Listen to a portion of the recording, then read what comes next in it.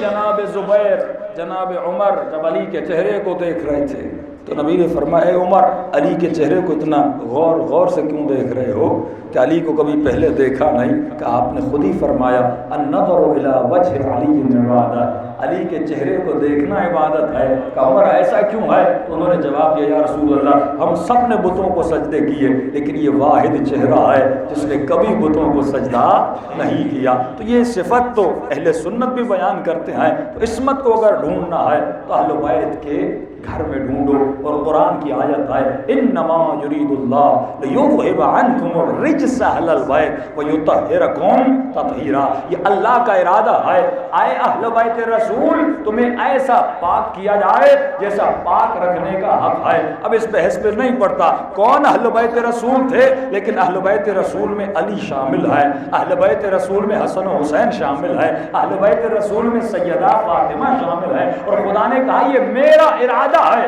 اور اس کا ارادہ یہ ہے انما اذا اراد شیئا ان یقول له کن فیکون، کہ جب میں کسی شے کا ارادہ کرتا ہوں بس کہتا ہوں ہو جا تو وہ شے ہو جاتی ہے۔ اور اس کا پریکٹیکل میدان عمل یہ ہے، چیلنج ہے پورے عالم اسلام کی تاریخ کو کہ ہمارے پہلے امام سے لے کر 12ویں امام تک ان کی سیرت میں سے چھوٹا گناہ ڈھونڈ کے دکھاؤ۔ یہ باتیں نہیں ہیں، یہ سیرت ہے، چیلنج ہے کہ چھوٹے سے چھوٹا گناہ، چھوٹے سے چھوٹا جھوٹ، چھوٹے سے چھوٹی خطا ڈھونڈ کے دکھائیں، اہل بیت کی سیرت سے آپ کو نہیں ملے گی۔ قرآن فخر کرتا ہے شہید پر، اور ہمارے 11 کے 11 امام شہید ہیں۔ اور کمال ذات علی تو یہ ہے کہ علی کے مطالب اور فضائل اتنے ہیں کہ مولا خود بھی شہید ہیں، زوجہ بھی شہید ہے، بچے بھی شہید ہیں۔ اور فرمایا جس دن جس مہینے میں شہادت ملی وہ مہینہ سب مہینوں میں افضل ہے، جس رات میں شہادت ملی شب قدر وہ رات ہزاروں راتوں میں افضل ہے، جس عبادت میں شہادت ملی نماز وہ تمام عبادتوں میں افضل ہے، اور جس رکن میں شہادت ملی سجدہ وہ تمام تر ارکان میں افضل ہے۔ تو ابتدا سے لے کر انتہا پیدا ہوتے ہیں تو کعبے میں آتے ہیں، جب شہادت ہوتی ہے تو خانے خدا میں ہوتی ہے، وجود فضائل سے بھرا ہوا ہے۔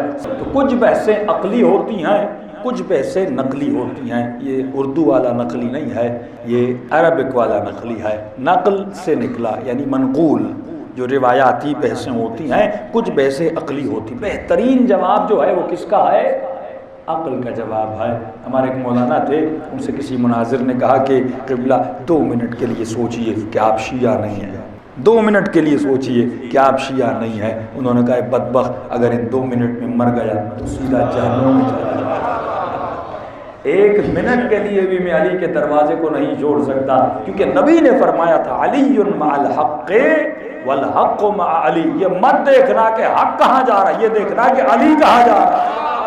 ہاں جہاں علی جائیں گے وہاں حق جائے گا۔ بھائی کوئی معیار تو ہونا چاہیے، کیونکہ عالم اسلام کی تاریخ کو جب مسلمان پڑھتا ہے تو یہ جوان پریشان ہو جاتا ہے، صحابی سے لڑ رہا ہے، قتل ہو رہے ہیں، جنگیں ہو رہی ہیں، کوئی معیار تو ہو کہ مسلمان کو پتہ چلے کہ حق کہاں ہے باطل کہاں ہے۔ تو نبی نے معیار حق بنایا تو علی کی ذات کو بنایا۔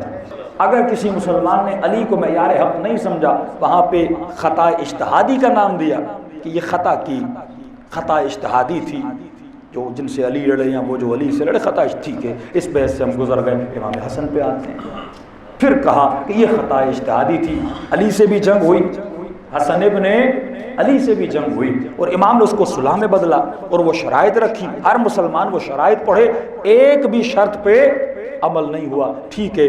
علی سے جنگ ہوئی خطا اجتہادی، حسن سے جنگ ہوئی خطا اجتہادی، حسین کا کیا کہو گے؟ یہاں پہ مسلمان مجبور ہوا، کتنا نقل پہ سن چلتا، لیکن آخر میں عقل نے کہا ظلم کی بھی انتہا ہوتی ہے۔ علی کو شہید کروا دیا گیا، حسن کو شہید کروا دیا گیا، لیکن حسین کے لیے کہا کہو گے؟ واقعاً اگر مولا اکیلے جاتے واللہ آج ممبروں سے کہا جاتا یہ خطا اجتہادی تھی، کیونکہ مسلمانوں کے لیے یہ بڑی بات نہیں تھی اس زمانے کے کہ نبی کے نواسے قتل کر دیے جائیں، حسن تو قتل کر دیے گئے، علی تو قتل کر دیے گئے، حسین بھی قتل ہو جاتے تو کہتے کیا تھی؟ خطا اجتہادی تھی، وہ بھی صحابی کا بیٹا تھا اور یہ بھی صحابی کے بیٹے تھے، لہذا کیا کی؟ خطا اجتہادی کی۔ یہ امام حسین کا کردار تھا کہ اپنے بچوں کو ساتھ لے گئے کہ کہاں تک خطا اجتہادی؟ کیا بچوں کو قتل کرنا خطا اجتہادی ہے؟ کیا عسکر کے گلے میں تیر کا لگنا خطا اجتہادی ہے؟ کیا ماؤں بہنوں اور نبی زادیوں کے پردوں کو لوٹنا خطا اجتہادی ہے؟ کیا شراب پینا خطا اجتہادی ہے؟ کیا جمعے کی نماز کو بت پہ پڑھا دینا خطا اجتہادی ہے؟ تو حسین نے ان کے چہروں کو عیاں کیا۔